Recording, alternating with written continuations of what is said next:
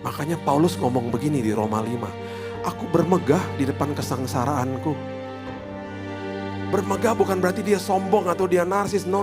Dia bilang aku bermegah di depan kesengsaraan atau proses hidupku. Karena aku tahu siapa yang bela aku. Karena aku tahu siapa yang tinggal di dalam sini. Itu sebabnya ya, kalau kita ngerti ini, kita akan pahami Yohanes 14 ayat 26. Karena ini janji Tuhan kepada mereka pada saat itu. Shalom semua, selamat datang di Masyarakat Kristen dalam segmen Kata Pak Pen bersama Pastor Billy Lantang. Pernahkah Anda merasa kecil, tidak berarti, atau mungkin merasa hidup Anda biasa-biasa saja di tengah hiruk-pikuk dunia yang megah? Kadang kita terjebak memandang kemegahan dari apa yang tampak di mata, seperti jabatan, harta, atau gedung-gedung mewah. Padahal ada rahasia besar yang sering terlewatkan mengenai siapa kita sebenarnya di mata Tuhan.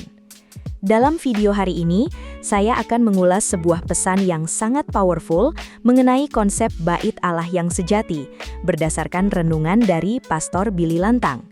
Kita akan belajar mengapa setiap kita sebenarnya adalah pribadi yang sangat megah dan berharga.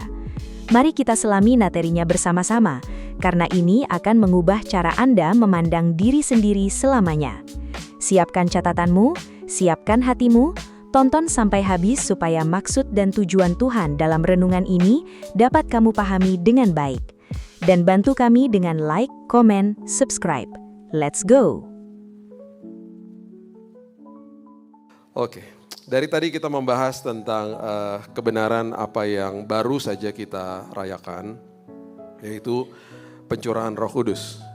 Perhatikan ini baik-baik, ada 5 hari atau event di dalam kedatangan Yesus firman menjelma jadi manusia, dan ironisnya hanya 3 saja yang biasanya kita rayakan besar-besaran.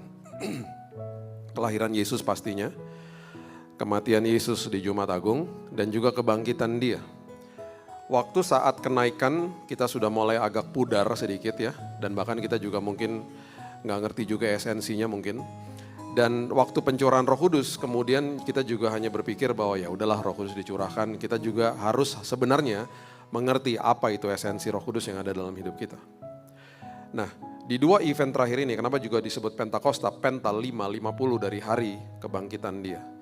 Nah, di dalam peristiwa-peristiwa ini sebelum Dia naik ke surga, sebelum Pentakosta, di kitab Kisah Para Rasul yang ditulis oleh Dr. Lukas dengan sangat detail, dia tulis bahwa Yesus mengajarkan berkali-kali, berulang kali tentang prinsip kerajaan sorga. Kemudian Yesus juga tahu bahwa sebentar lagi kita sebagai manusia tidak akan lihat Dia secara fisik. Dan Dia tahu betapa sulitnya hidup manusia untuk percaya sama sosok pribadi ini yang mereka tidak bisa lihat, karena Dia tahu orientasi kita di mana kita bisa percaya itu adalah sesuatu yang kita bisa lihat. Makanya waktu Dia ngomong sama Thomas, Dia bilang begini, kamu udah lihat saya makanya kamu percaya. Berbahagialah orang, berbahagialah saudara sama saya, yang Yesus katakan, yang tidak melihat namun percaya. Dan itu sebabnya kalau waktu kita merayakan kenaikan, di saat kenaikan kemahahadiran Tuhan hadir. Kemahahadiran Tuhan terjadi karena pencurahan Roh Kudus yang tinggal di setiap orang percaya. Nah, ketika kita mengerti ini, kita juga harusnya paham kalau misalnya Yesus masih ada secara fisik di muka bumi, ada kemungkinan besar follower Instagramnya paling banyak, dan kalau mau diundang ke GSJS harus nunggu mungkin 5 tahun karena Dia akan ada di mana-mana, Dia harus nunggu dan lain sebagainya. Tapi kita mungkin akan lebih percaya kalau kita lihat YouTube-nya, Instagram-nya di mana Dia menyembuhkan orang, kita akan bilang, wow luar biasa, wow luar biasa. Hari ini nggak gitu. Kita nggak bisa lihat sosok yang kita percaya ini.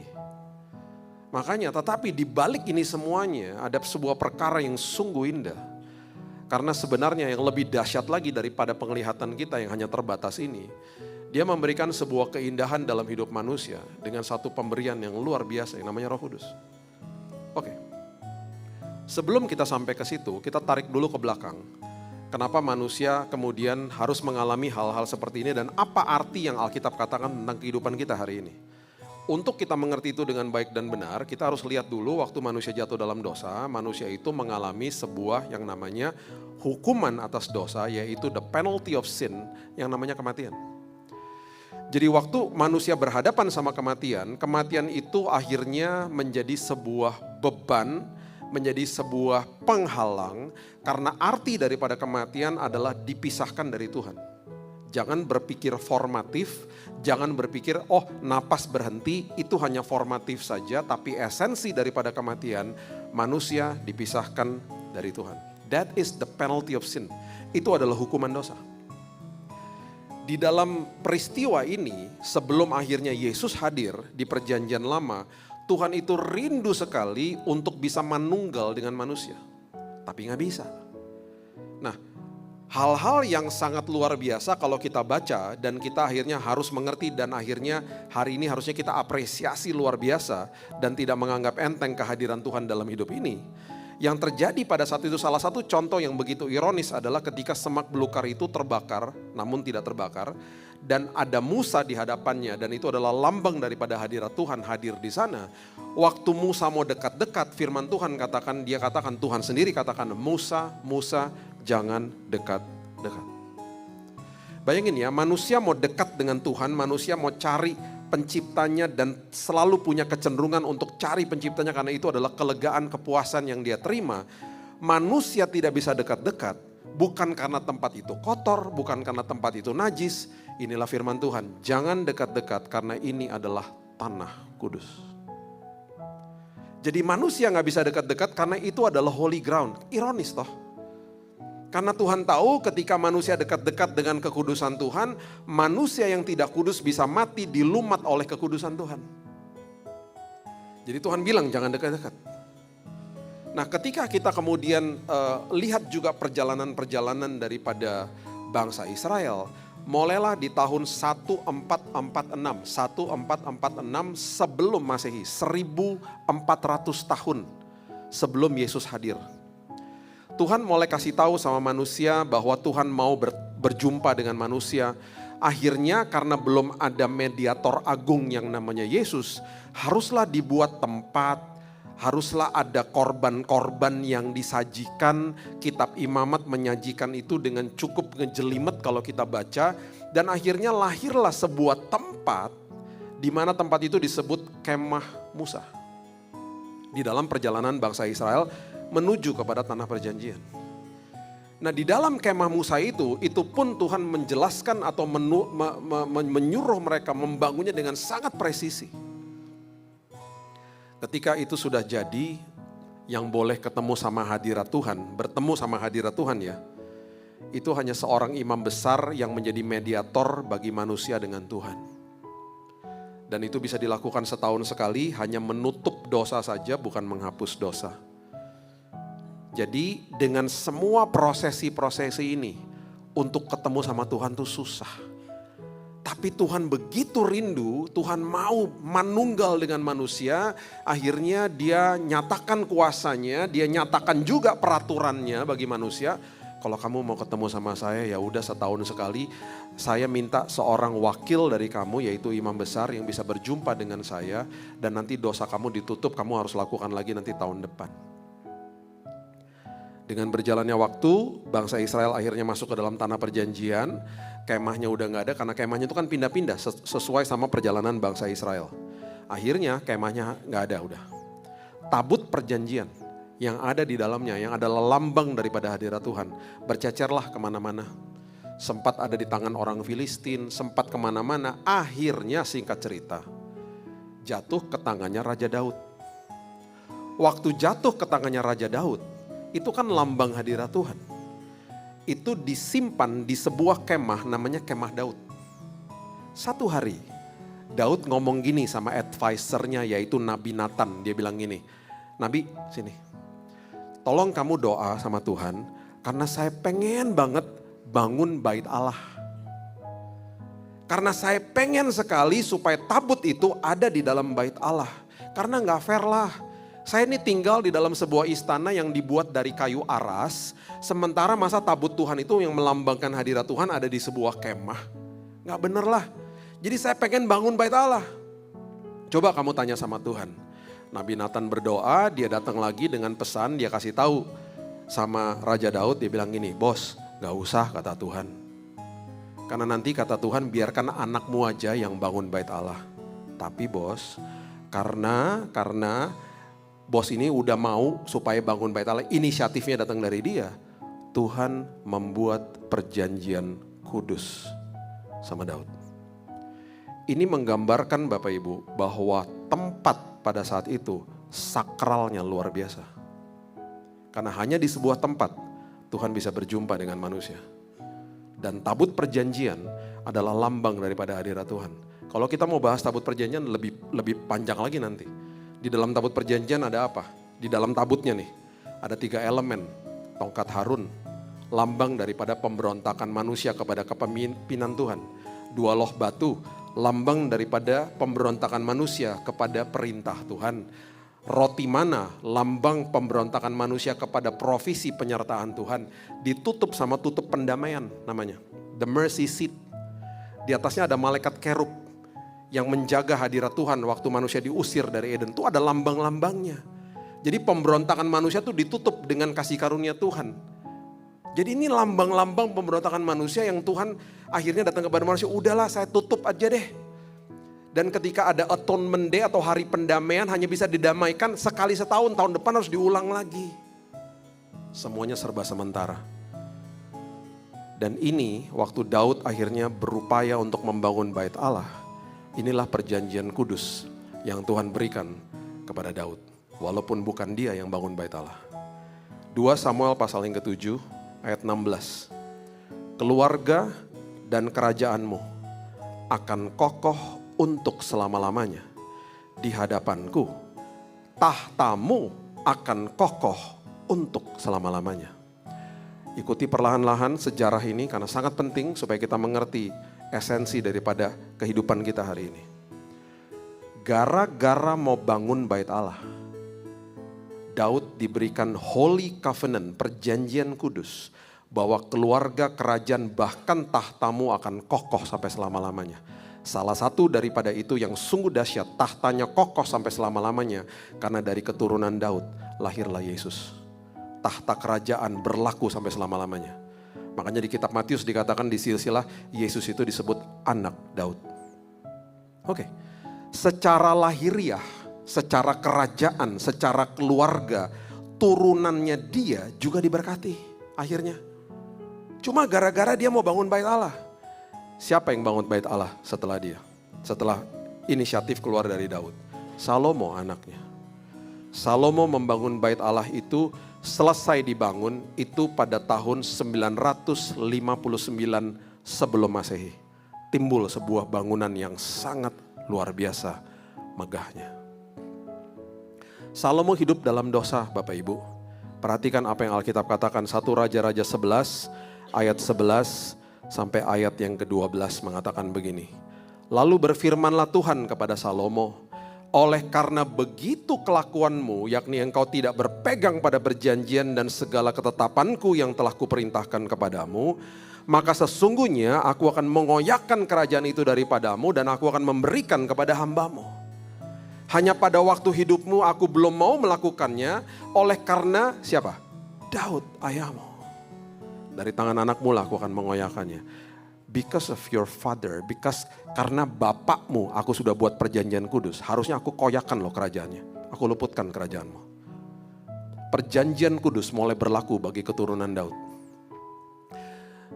Bapak Ibu, 300 tahun Daud udah mati. Jadi Daud mati 300 tahun setelah itu. Ada keturunannya namanya Raja Hizkia. Memerintah kerajaan Yehuda, ibu kotanya Yerusalem. Karena ulah bapaknya namanya Ahaz yang bersekutu dengan bangsa Asyur yang sangat besar pada saat itu. Bangsa adidaya lah yang sangat besar.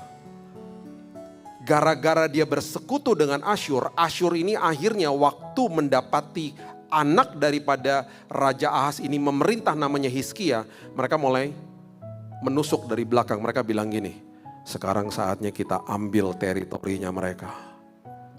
Di satu hari, kerajaan Asyur mengirim 185.000 tentaranya mengepung Yerusalem. 300 tahun ya, Daud udah gak ada. Lihat apa yang terjadi.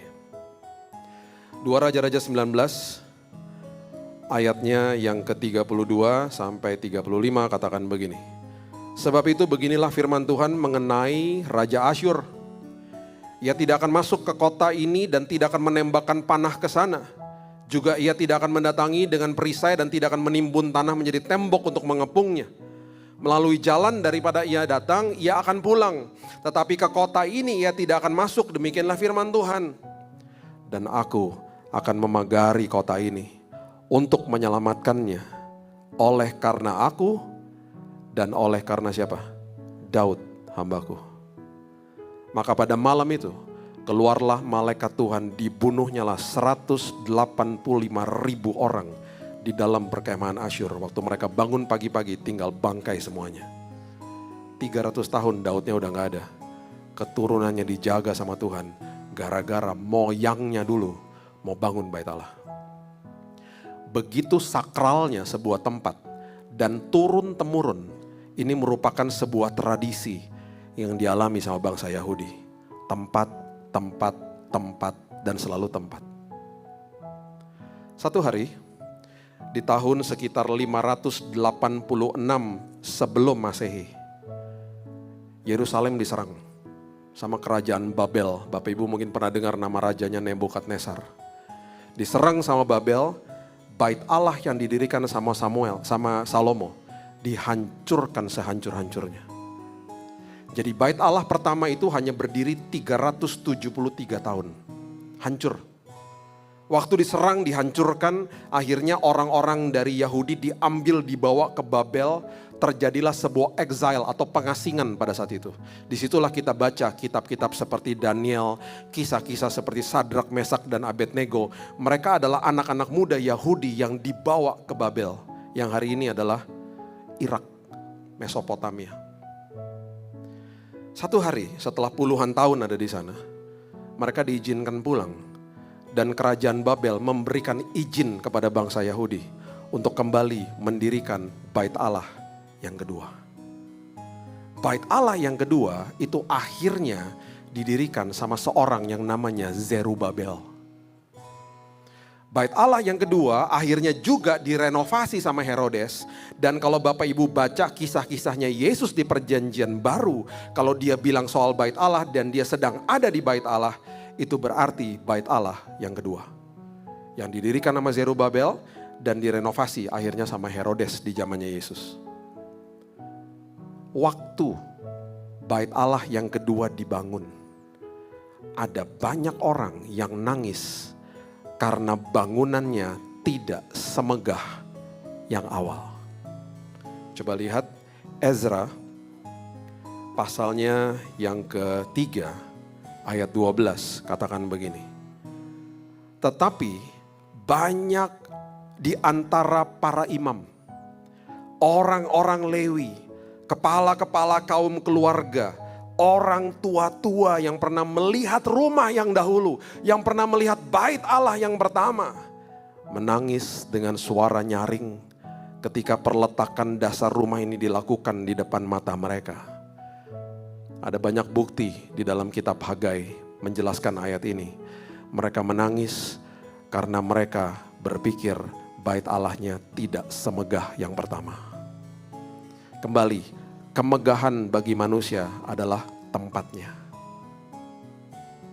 Sedang banyak orang bersorak-sorai dengan suara nyaring karena kegirangan. Jadi ada yang senang, ada yang nangis.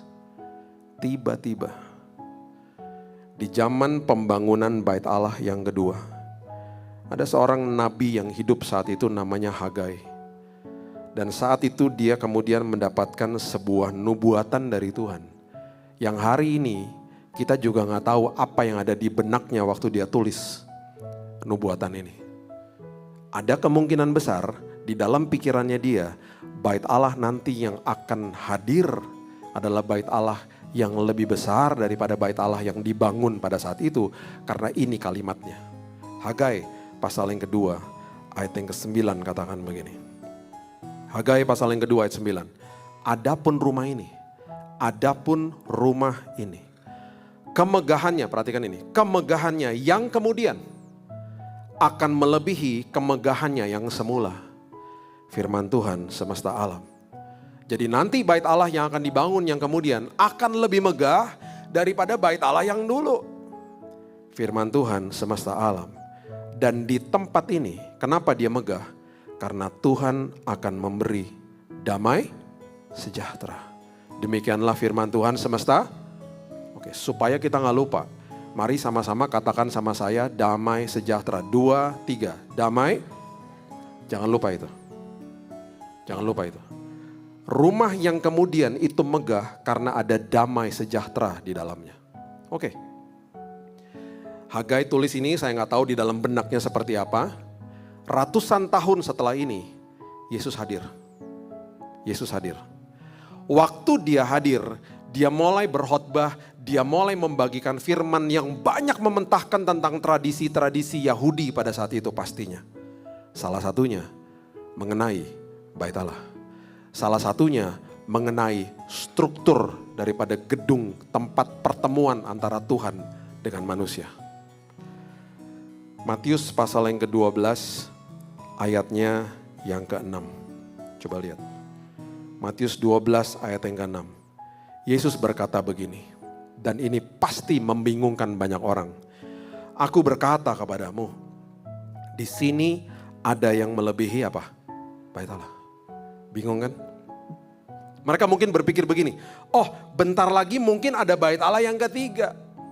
Atau bahkan renovasi daripada bait Allah yang kedua ini makin besar, makin megah. Ini semuanya dimentahkan sama Yesus. Waktu dia lagi berjalan keluar dari bait Allah di Markus 13 ayat 1 dan 2. Lihat apa yang terjadi. Ketika Yesus keluar dari bait Allah, seorang muridnya berkata kepadanya, Guru, lihatlah betapa kokohnya batu-batu ini dan betapa megahnya, lihat kata itu. Betapa megahnya gedung-gedung ini. Bait Allah yang kedua. Tiba-tiba Yesus bilang begini, ayat 2. Kau lihat gedung-gedung yang hebat ini? Kau lihat di dalam matamu bangunannya kan hebat? Gedung gerejanya kan hebat? Bait Allahnya hebat toh? Tidak satu batu pun akan dibiarkan terletak di atas batu yang lain. Semuanya akan diruntuhkan. Ini nubuatan Yesus Bapak Ibu. Karena akhirnya di tahun 70 setelah Masehi. Di tahun 70 tentara Roma masuk ke dalam Yerusalem. Diporak-porandakan seisi kota. Termasuk bait Allah yang kedua. Dihancurkan sampai sehancur-hancurnya. Bahasa Inggris, kalimat yang tadi dikatakan thrown down, batunya dilempar ke bawah. Itu sebabnya Bapak Ibu kalau pernah ke Yerusalem, pasti diajak ke tur ke kota tua Yerusalem. Di luar kota tua Yerusalem, di luar temboknya, biasanya tuh tour guide-nya pasti kasih tahu, ini bekas batu-batu dari bait Allah yang kedua, dilempar sampai ke bawah. Sekarang pertanyaan saya, di tempat bekas bait Allah yang kedua didirikan, ada apa hari ini? Masjid Al-Aqsa. Di bawahnya ada tembok ratapan. Mereka nangis di situ. Orang Yahudi. Mereka berharap ada bait Allah ketiga supaya Mesiasnya datang. Itu semua pikirannya mereka hari ini. Karena selalu konotasinya gedung, gedung, gedung. Satu hari Rasul Paulus mengatakan yang sangat jelas. Dia bertanya dalam sebuah pertanyaan retorik, dia tanya begini. Tidak tahukah kamu bahwa tubuhmu adalah bait Roh Kudus? Ternyata yang Hagai maksudkan bangunannya nanti akan sangat megah. Itu bukan struktur bangunan.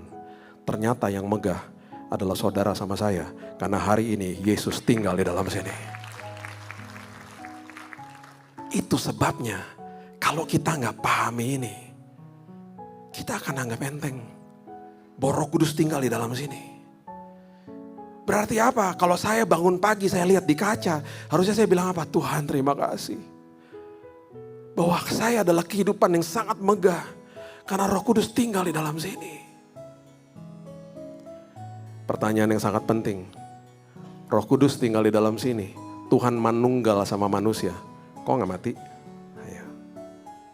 Dulu kan Tuhan bilang jangan dekat-dekat. Kekudusan Tuhan bisa membunuh manusia. Kenapa hari ini kita manunggal sama Tuhan? Menjadi baitnya Roh Kudus loh. Roh Kudus tinggal di dalam sini loh.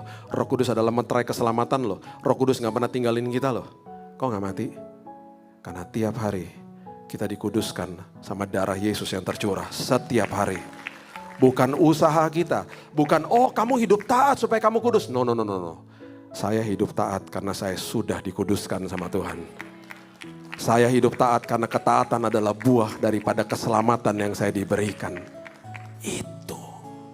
Makanya kita dibilang megah. Jangan mau dibohongin sama iblis. Jadi apapun opini dunia atas hidupmu, katakan kepada dirimu, saya megah karena Roh Kudus tinggal di dalam sini. Makanya Paulus ngomong begini di Roma 5. Aku bermegah di depan kesengsaraanku. Bermegah bukan berarti dia sombong atau dia narsis. No. Dia bilang aku bermegah di depan kesengsaraan atau proses hidupku. Karena aku tahu siapa yang bela aku. Karena aku tahu siapa yang tinggal di dalam sini.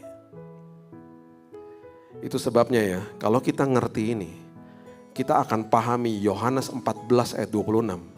Karena ini janji Tuhan kepada mereka pada saat itu. Sebelum dia mati dan bangkit kemudian Roh Kudus dicurahkan. Coba lihat Yohanes 14 ayatnya yang ke-26 katakan begini. Tetapi penghibur, yaitu Roh Kudus, yang akan diutus oleh Bapa dalam namaku, dialah yang akan mengajarkan segala sesuatu kepadamu dan akan mengingatkan kamu akan semua yang telah kukatakan kepadamu. Perhatikan ini, Roh Kudus adalah penghibur, Roh Kudus adalah pengajar, Roh Kudus adalah pengingat atas hidupmu. Dan ini kalau kita pahami dengan baik dan benar, kita mengerti kenapa saya disebut megah sama Tuhan. Di mata manusia, sampai kapanpun kita akan lihat bangunan-bangunan gereja dan kita kata, itu megah, itu megah, itu megah.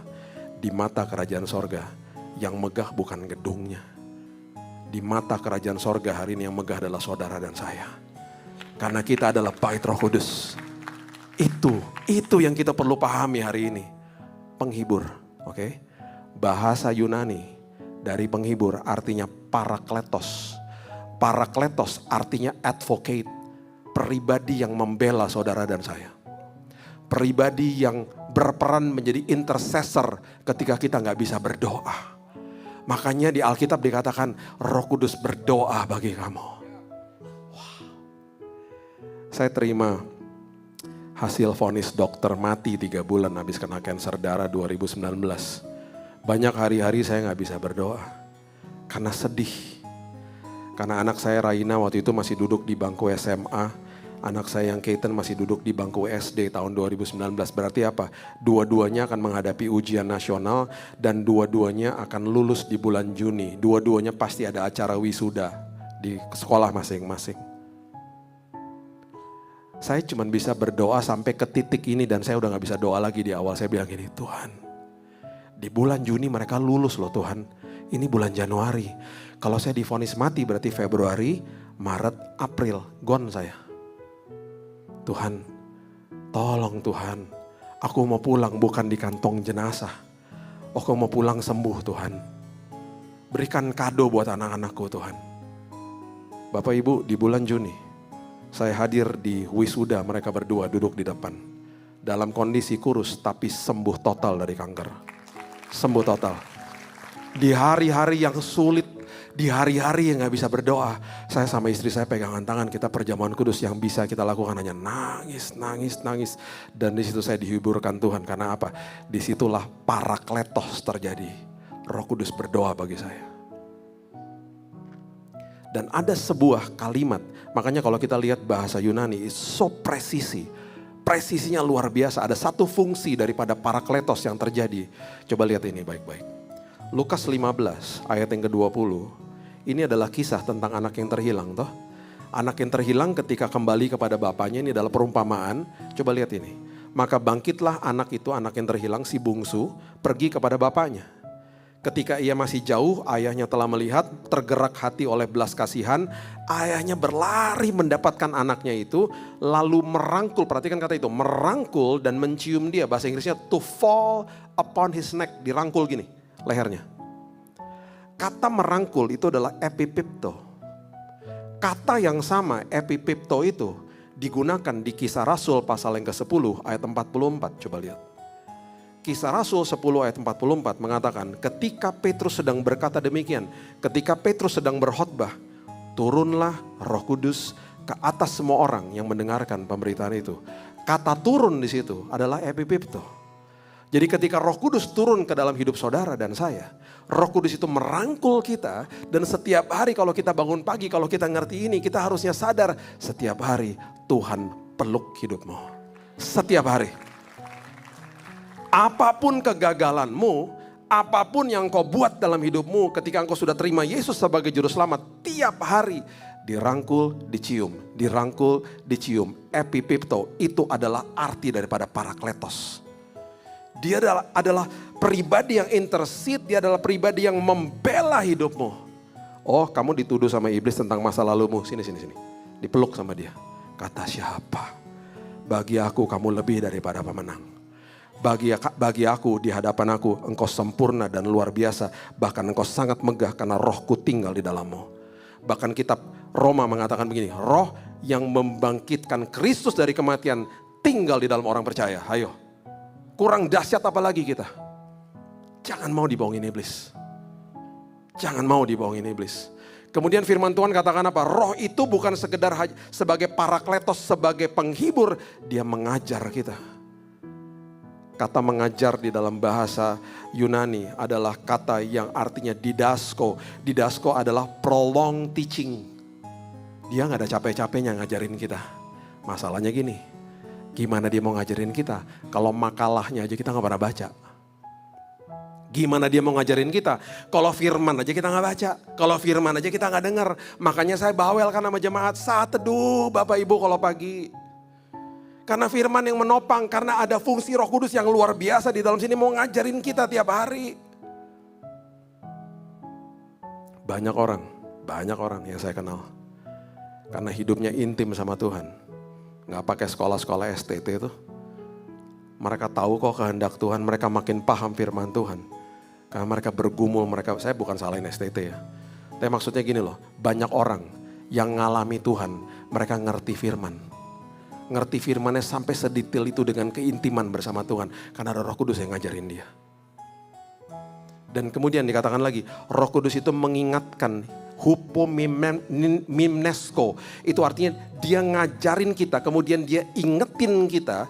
Dan arti daripada kata itu adalah dia ingetin dengan suara yang sangat lembut. Karena dia tinggal di sini, dia gak perlu teriak-teriak. Ironisnya, kita dengar iblis yang mengaum-ngaum seperti singa, yang teriak tiap hari. Seringkali yang kita dengar adalah dia. Yang kita dengar adalah kebisingan sosmed, bukan bisikan Roh Kudus di dalam sini. Sekarang sekali lagi, gimana dia mau ingetin kita kalau kita gak pernah baca?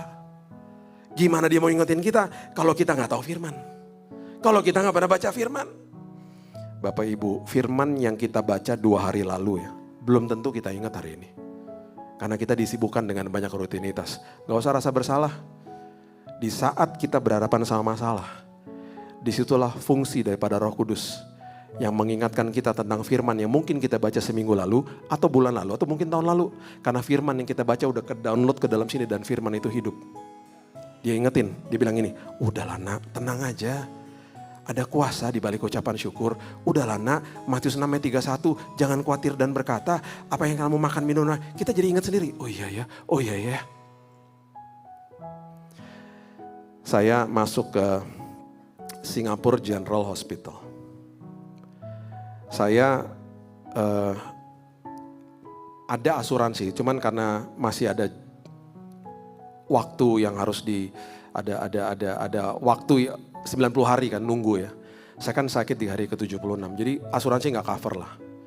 Singkat cerita, istri saya karena kerja sebagai evakuasi medis sudah 20-an tahun, dia kenal sama beberapa dokter di Singapura. Singkat cerita, saya bisa dimasukkan ke SGH, Singapore General Hospital. Itu kayak RSCM-nya di Singapura lah, rumah sakit yang dimiliki sama negara, harganya murah, fasilitas bagus. Tahun 2019 mereka gak terima orang Indonesia. Pokoknya ada kesaksian sendirilah. Tuhan buka jalan, masuk ke sana. Karena asuransi Gak bisa digunakan, akhirnya kita cari kamar yang paling murah, kamar berempat. Masuk ke ruang rumah sakit, ke kamar berempat, saya mulai muntah-muntah. Karena saya udah kondisi lemes sekali, darah saya HB udah tinggal 4. Saya mulai muntah-muntah karena sebelah kanan saya makan bakmi, depan saya makan kari. Bau makanan muntah-muntah gak karu-karuan. Beberapa hari setelah itu istri saya di samping saya, dia setengah menangis ngomong gini, aku nyesel. Kenapa? Aku baru tahu ternyata rumah sakit ini punya kamar sendiri, kamar yang cuma bisa sendiri, bukan VIP. Itu kayak disebut kamar isolasi. Dan itu kamar itu bisa sendiri dan harganya murah banget. Lebih mahal sedikit dari kamar berempat ini. Dan tadi aku baru lihat di website, aku tanya sama dokter, aku tanya sama suster bilang sold out. Aku nyesel banget kenapa gak dari kemarin-kemarin sebelum kamu masuk rumah sakit, aku udah lihat, aku keteledor banget, dia nyesel banget. Saya sempat kecewa juga sih. Oh iya ada ruangan sendiri ya dan murah ya. Iya itu kamar sendiri memang dia murah karena gak ada jendelanya. Jadi kamarnya murah karena gak ada jendelanya tapi sendirian. Saya sempat kecewa juga. Ya sayang ya. Disitulah Roh Kudus ingetin. Tiba-tiba saya ngomong gini sama istri saya. Udahlah Tuhan juga tahu yang terbaik. Tuhan udah pimpin kok ke sini. Kalau Tuhan mulai Tuhan akhiri dengan indah. Udahlah terus saya ngomong gini lagi. Udahlah. Ada kalau kita ngucap syukur ada kuasa loh di balik ucapan syukur. Kita berdoa sama-sama. Kita berdoa. Kira-kira beberapa saat setelah itu, berapa hari? Jam 6:30 malam. Suster bangunin saya lagi tidur. Pak, rumah sakit sama dokter udah setuju sepakat Bapak dikasih kamar nomor 3 di ujung Pak. Itu kamar sendirian. Oh dapat ya kamar yang isolasi itu. Bukan kamar isolasi yang murah itu, bukan. Kamar apaan? Kamar suite room namanya gitu. Apaan tuh suite room? VIP, VVIP, suite room ini kamar paling mahal Pak sebenarnya. Saya gak minta kamar suite room, suster gak ngerti ah. Saya minta kamar isolasi, gimana bayarnya kamar kayak gitu gak mau, suster gak ngerti. Suster bilang gini, tunggu dulu Bapak gak ngerti, saya belum selesai. Dia bilang gini, Pak, rumah sakit mau kasih kamar Bapak, kamar itu.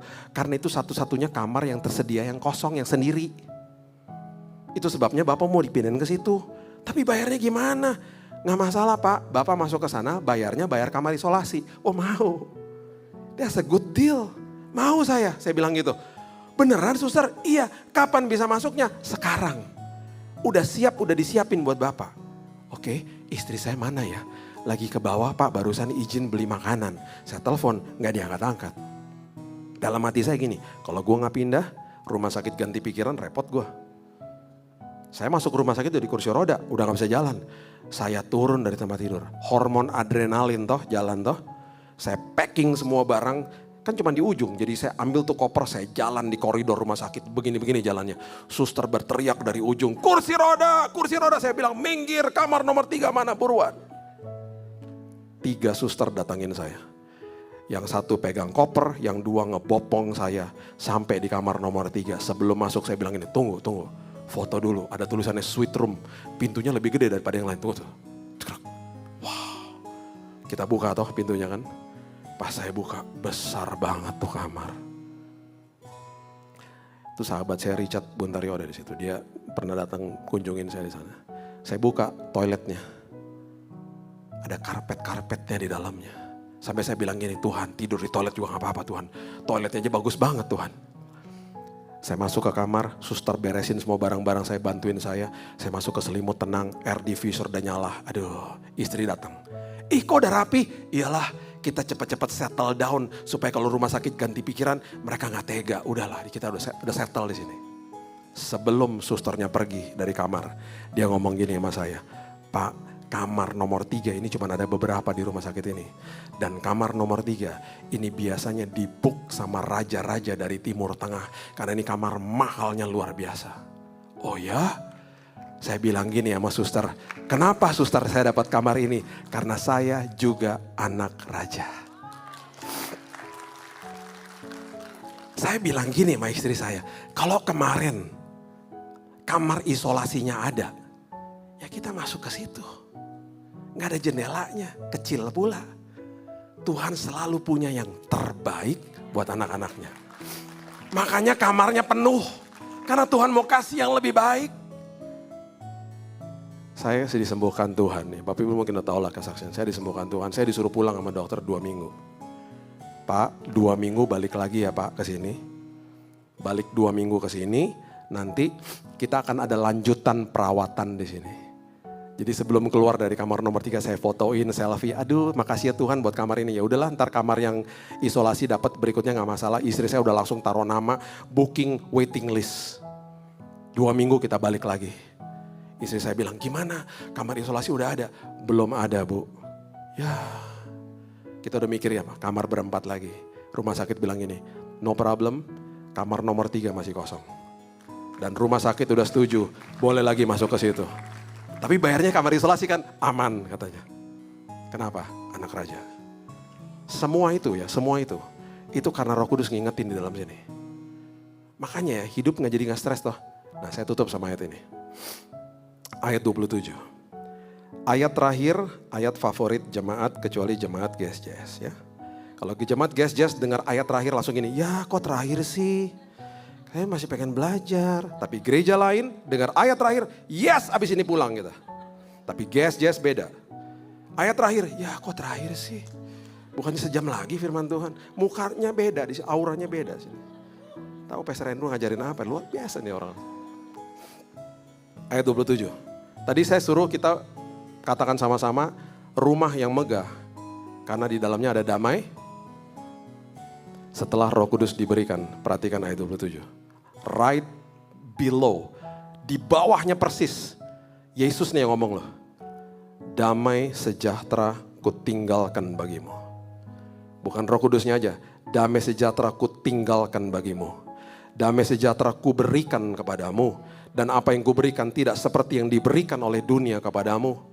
Jangan gelisah, jangan pernah gentar hatimu. Yang dunia berikan adalah kelegaan setelah masalah selesai. Yang kerajaan sorga berikan adalah damai selagi ada masalah. Itu yang Tuhan kasih. Itu sebabnya Hagai ratusan tahun yang lalu sebelum Yesus hadir, dia bilang rumah yang nanti itu rumah sungguh megah. Karena di dalamnya ada damai sejahtera. Hari ini harusnya kita sadar Pentakos, pencurahan Roh Kudus. Ketika kita terima Yesus sebagai juru selamat, Roh Kudus tinggal di dalam sini. Bukan sekedar dia menjadi penghibur, pembela, mengajar, mengingatkan. Damai sejahtera Tuhan diletakkan Tuhan di dalam sini. Itu sebabnya di mata kerajaan sorga, saudara dan saya adalah pribadi yang sangat megah. Sangat megah. Jangan sia-siakan kebenaran ini. Apapun masalah yang kau hadapi hari ini, bilang sama dirimu di kaca, engkau adalah pribadi yang megah karena Roh Kudus tinggal di dalam sini dan dia menjadi pembela bagi hidupmu. Berikan tepuk tangan kita untuk Tuhan kita. Setelah kita mendengar renungan tadi, izinkan saya untuk membahas beberapa hal penting. Namun sebelum itu, yuk kami mengajak teman-teman semua untuk mengembangkan channel ini dengan cara ikut berdonasi untuk perkembangan channel ini. Link donasi ada di link komentar atau fitur Super Thanks yang disediakan YouTube. Terima kasih. Mari kita lanjut ke ringkasan renungan. Renungan ini dibuka dengan sebuah pertanyaan reflektif. Pernahkah kita merasa lelah dengan tuntutan hidup, merasa tidak berharga, atau merasa semua beban harus dipikul sendiri? Hari ini, kita akan membongkar rahasia besar tentang cetak biru hidup kita yang sering diabaikan, yaitu peristiwa Pentakosta atau pencurahan Roh Kudus.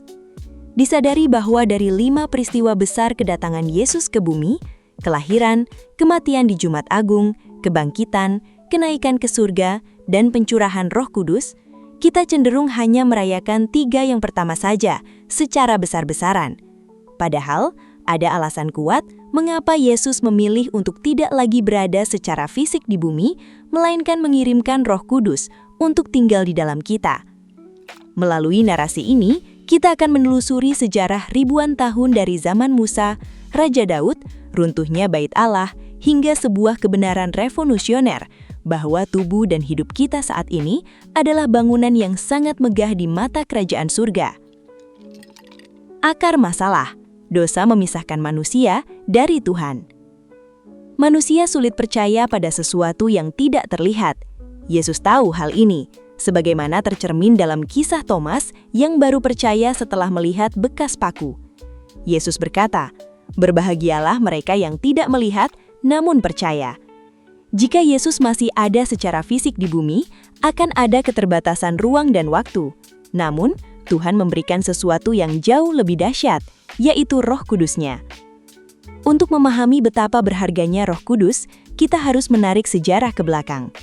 Ketika manusia jatuh dalam dosa, mereka mengalami hukuman dosa, yaitu kematian. Esensi kematian bukan sekedar napas berhenti, melainkan tragedi dipisahkannya manusia dari Tuhan. Di Perjanjian Lama, Tuhan rindu menyatu dengan manusia, tetapi dosa menjadi jurang pemisah.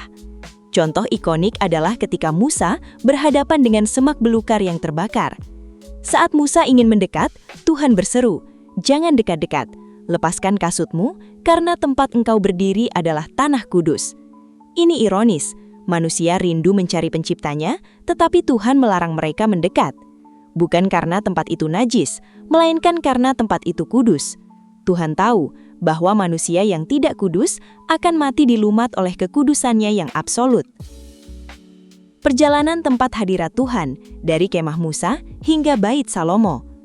Demi mewujudkan kerinduannya berjumpa dengan manusia, pada tahun 1446 SM atau sekitar 1400 tahun sebelum Yesus lahir, Tuhan memberikan instruksi presisi untuk membangun kemah Musa, tempat transit hadiratnya.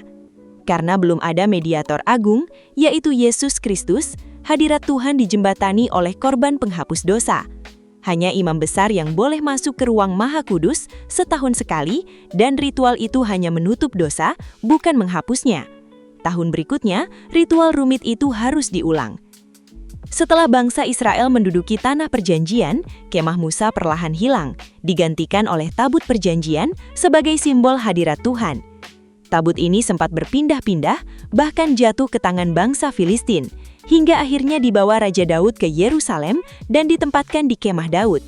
Di dalam tabut perjanjian, terdapat 3 elemen penting yang melambangkan pemberontakan manusia, yaitu tongkat Harun yang bertunas, pemberontakan terhadap kepemimpinan spiritual, 2 loh batu, pemberontakan terhadap hukum Tuhan, dan roti mana, pemberontakan terhadap pemeliharaan Tuhan.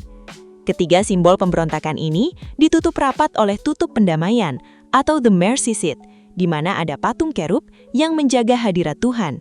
Ini gambaran kosmik bahwa Tuhan sengaja menutup pemberontakan kita dengan belas kasihan melalui darah percikan korban setahun sekali. Karena cintanya kepada Tuhan, Daud merasa tidak adil jika ia tinggal di istana mewah sementara tabut Tuhan hanya berada di kemah kain. Daud menyampaikan kerinduannya kepada Nabi Nathan untuk membangun rumah permanen bagi Tuhan atau Bait Allah. Tuhan menjawab bahwa bukan Daud yang akan membangun, melainkan anaknya. Namun Tuhan begitu tersentuh oleh inisiatif Daud. Malam itu juga Tuhan mengikat perjanjian kudus dalam 2 Samuel 7 ayat 16. Keluarga dan kerajaanmu akan kokoh untuk selama-lamanya di hadapanku. Tahtamu akan kokoh untuk selama-lamanya di hadapanku. Dari garis keturunan Daud inilah, ratusan tahun kemudian lahir Yesus Kristus, Sang Raja Damai. Inisiatif Daud kemudian diwujudkan oleh anaknya, Raja Salomo, yang membangun Bait Allah pertama pada tahun 959 SM dengan kemegahan fisik luar biasa. Kedahsyatan perjanjian kudus Daud yang melintasi generasi. Betapa sakralnya tempat yang dibangun atas dasar cinta kepada Tuhan terbukti dengan bagaimana perjanjian kudus Daud tetap berlaku bahkan ratusan tahun setelah Daud wafat. Ketika Salomo jatuh dalam dosa penyembahan arca-arca berhala, Tuhan berfirman bahwa kerajaan akan dikoyak, namun Tuhan menahan hukuman itu selama Salomo hidup demi menghormati Daud, ayahnya. Lebih ekstrim lagi, sekitar 300 tahun setelah Daud wafat, keturunannya Raja Hizkia memerintah di Yerusalem. Akibat kesalahan politik pendahulunya, Yerusalem dikepung oleh Kekaisaran Asyur dengan 185.000 tentara terlatih. Namun dalam 2 Raja-Raja 19 ayat 34, Tuhan berfirman, "Sebab aku akan memagari kota ini untuk menyelamatkannya, oleh karena aku dan oleh karena Daud, hambaku." Malam itu juga malaikat Tuhan memusnahkan 185.000 tentara Asyur. hanya karena ingatan Tuhan akan seorang hamba bernama Daud yang dulu rindu membangun rumah bagi Tuhan, sebuah kota diselamatkan 300 tahun kemudian. Runtuhnya bait Allah fisik dan nubuatan Nabi Hagai. Namun kemegahan fisik tidak abadi. Pada tahun 586 SM, Yerusalem diserang kerajaan Babel di bawah Raja Nebukadnezar. Bait Allah pertama yang megah itu dihancurkan rata setelah berdiri 373 tahun. Bangsa Yahudi dibuang ke Babel.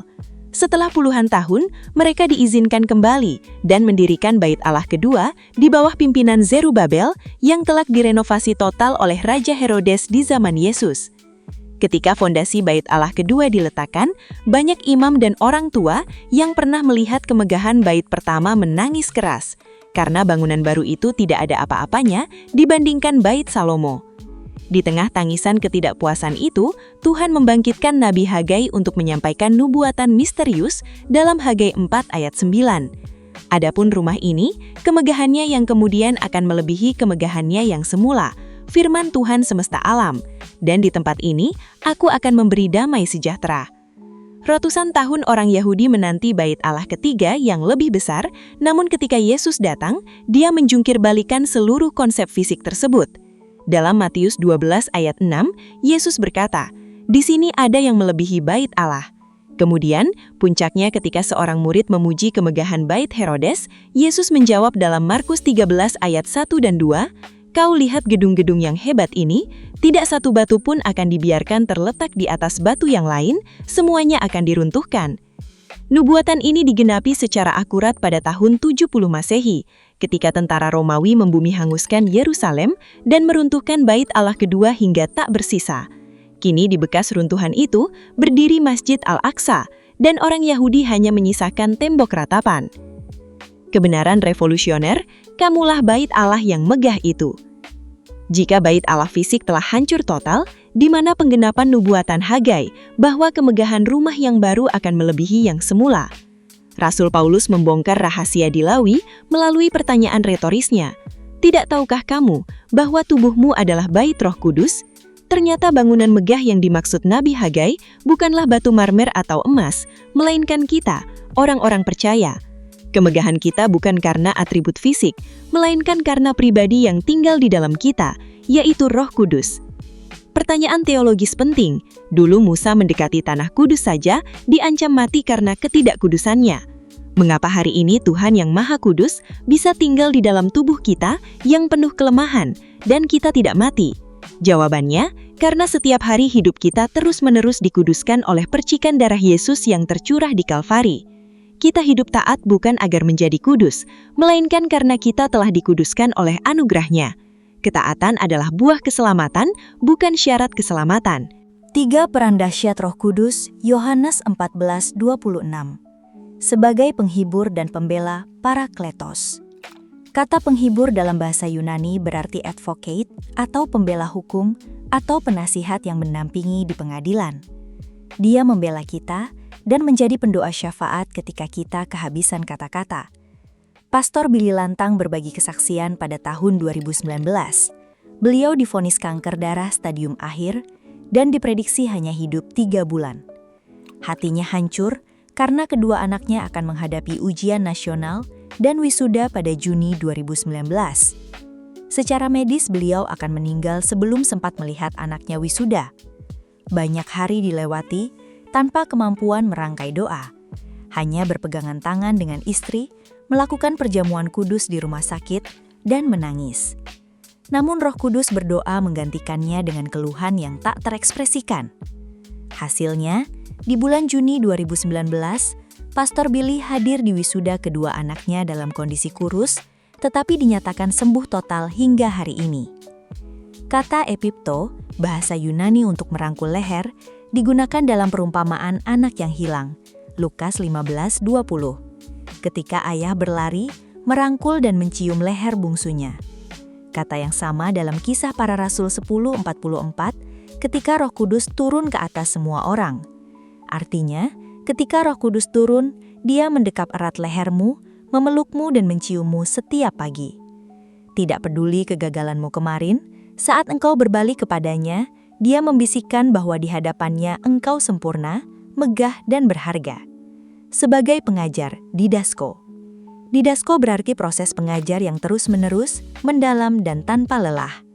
Roh Kudus siap menuntun kita, memahami kehendak Allah dalam keputusan bisnis, keluarga dan masa depan. Namun bagaimana Roh Kudus bisa mengajar jika buku manualnya, Alkitab tidak pernah kita baca? Pentingnya saat teduh setiap pagi, agar Roh Kudus memiliki bahan untuk diajarkan ke dalam struktur berpikir kita. Banyak orang awam tanpa pendidikan teologi formal memiliki ketajaman ruhani luar biasa, karena mereka dididik langsung oleh sang pengajar agung. Sebagai pengingat, hupomimnesko. Dia mengingatkan dengan suara sangat lembut di dalam batin. Sayangnya, telinga kita lebih peka mendengar suara iblis yang mengaum atau kebisingan media sosial.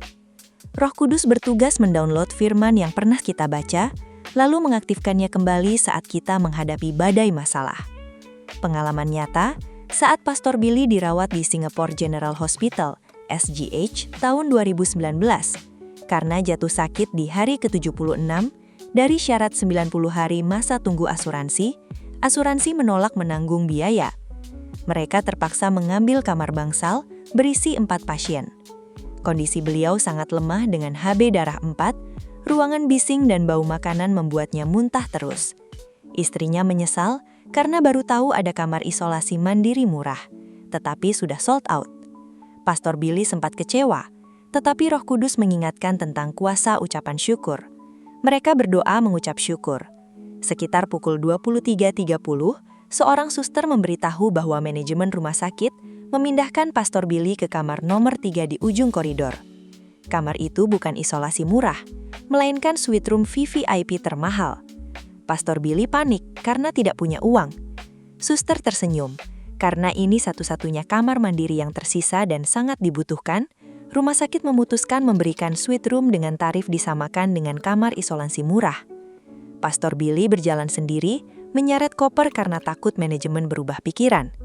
Suite room itu luas, mewah, toilet berkarpet tebal. Biasanya dipesan raja raya kaya dari Timur Tengah.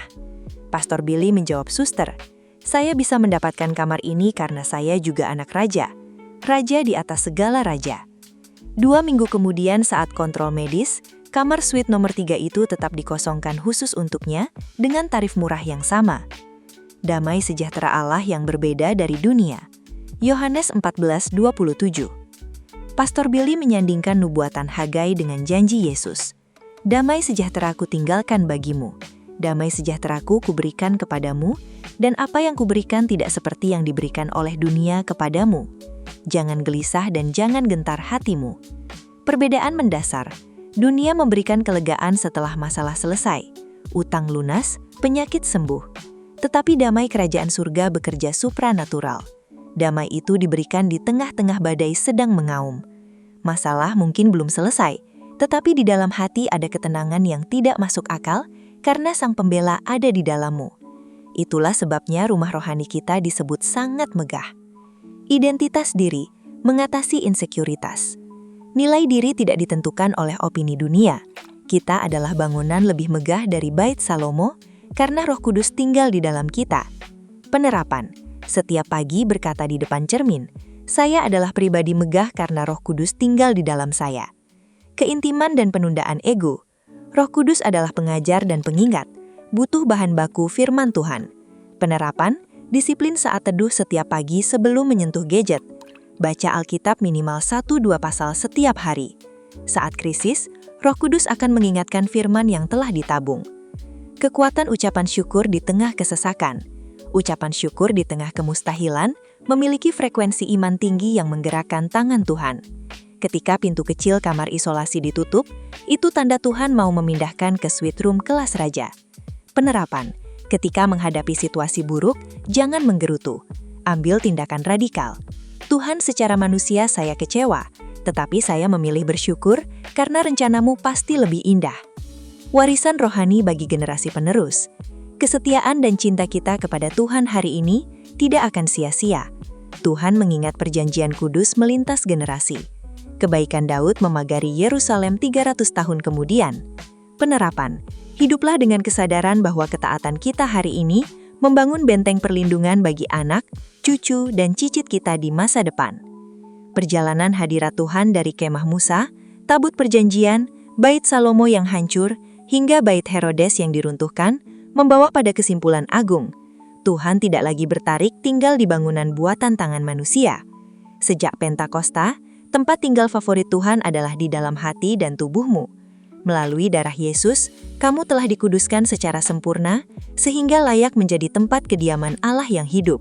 Di dalam dirimu ada Roh Kudus sebagai Parakletos yang siap memeluk lehermu saat jatuh, membela perkara hidupmu, mengajarimu setiap keputusan pelik, dan mengingatkan janji-janji Allah. Kamu tidak berjalan sendirian, kamu berjalan dengan kuasa kebangkitan Kristus yang diam di dalammu. Kemegahanmu bersifat internal dan kekal, menghasilkan damai sejahtera yang konstan, tidak bisa didikte oleh badai dunia luar. Jadi, jika saat ini kamu sedang menghadapi vonis 3 bulan atas keuangan, kesehatan, atau rumah tanggamu, ingatlah bahwa kamu adalah anak dari Raja di atas segala raja. Damai sejahtera Allah yang melampaui segala akal sedang menjaga hatimu saat ini juga. Jangan menyerah, tetaplah mengucap syukur, dan izinkan Sang Parakletos mendekap erat hidupmu hari ini. Deklarasikan, saya adalah bait Roh Kudus yang megah. Tuhan Yesus memberkati.